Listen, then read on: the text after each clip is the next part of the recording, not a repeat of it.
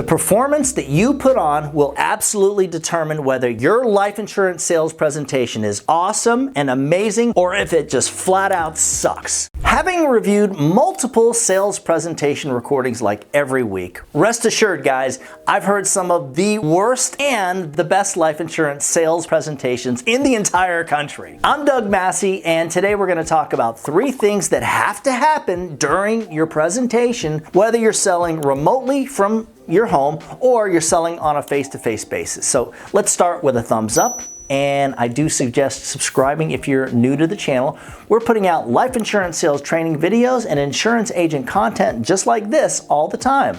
One of the things that must happen during your life insurance sales presentation is a conversation about the client's need for the insurance, and guys, even probably more importantly, getting the prospect to actually admit out loud that they want someone to be unburdened by the insurance. And guys, if you would like a copy of both the carrier niche sheet and my life insurance contracting guide, which should help you to make sure that you're not getting ripped off by your upline, stick around to the end of the video and I'll show you how to get both of these for yourself. In the presentation script that like my agents use, we start a conversation with the client about why they filled out the lead form or set the appointment to speak with us about the life insurance. At this point, we end up speaking about what happens when they die, when they pass away, and how it's important to, well, instead of leaving a financial burden for the beneficiary, leaving them a check to cover all the costs and potentially more. The more time you spend having this conversation with the prospect, the better. As our job, the life insurance agent's job, is to embed the fact that this insurance is important and mandatory for anyone who cares about their family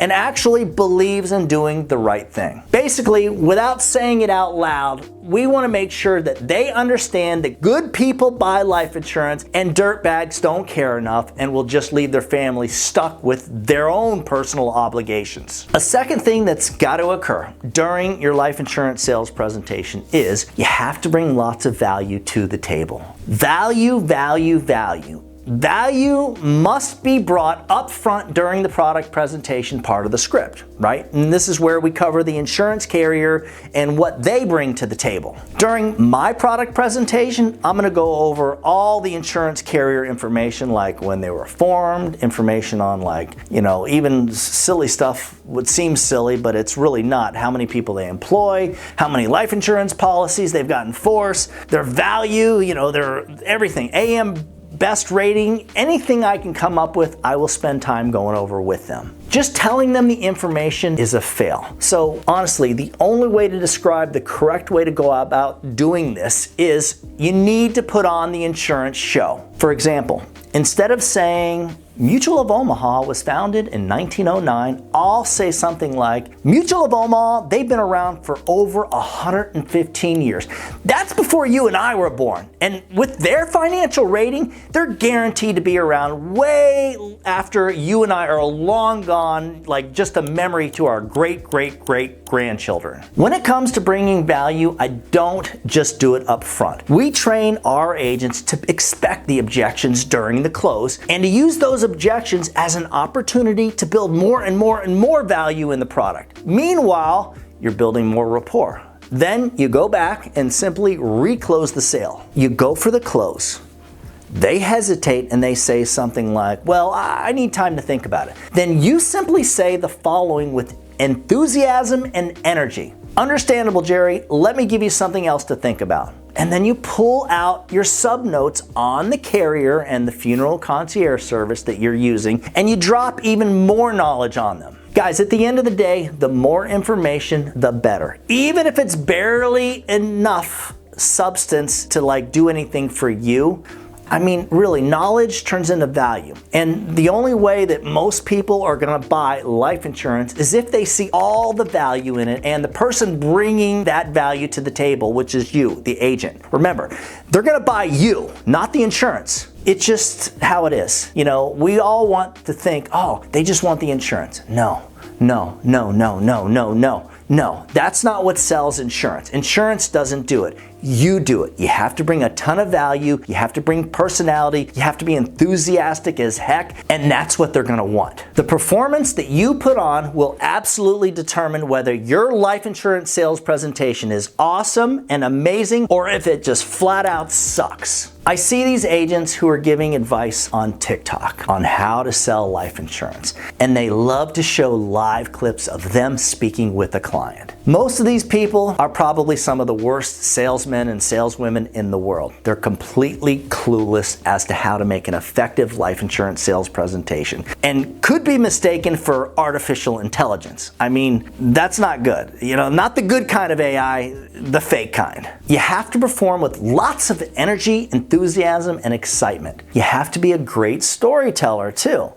You gotta get them to smile, and even better, get them to laugh. The best life insurance sales presentation is gonna have the client riding on, like, the only way to describe it, an emotional roller coaster up and down and like all over the place. The last thing that you want to do is make a monotone and boring life insurance sales presentation. Again, this needs to be like an amazing performance, one presentation after another after another. Now that you've brought lots of value to the table and the client has admitted that they want the insurance so their family doesn't get stuck with their own personal burden, once you close the sale, it's important to lock it in. The way that I believe in locking in the sale is I'll make a statement like the following. Okay, Janet, now that you're covered and your family is protected, I want to talk about like both our commitment and yours. Mutual of Omaha is committed to paying your daughter the money and committed to all the benefits that we just discussed.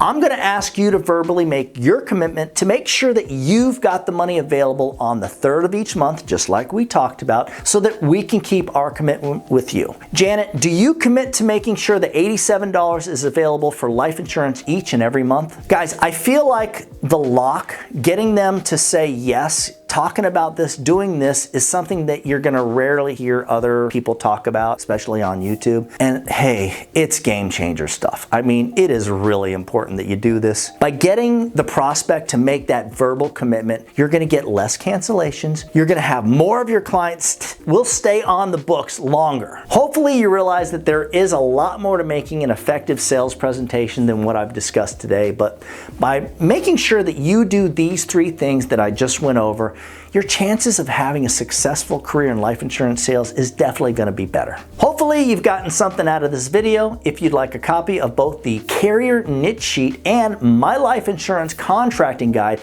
just shoot me an email at doug@ufesonline.com. If you'd like more information on working with us on our remote life insurance preset appointments platform, it's pretty awesome too. Just email me at that same address. As always, when you put the needs of your clients first, everything else will usually fall right into place. Now get out there or get on that headset, but whatever you do, make sure that you do something good for someone else today. Happy hunting.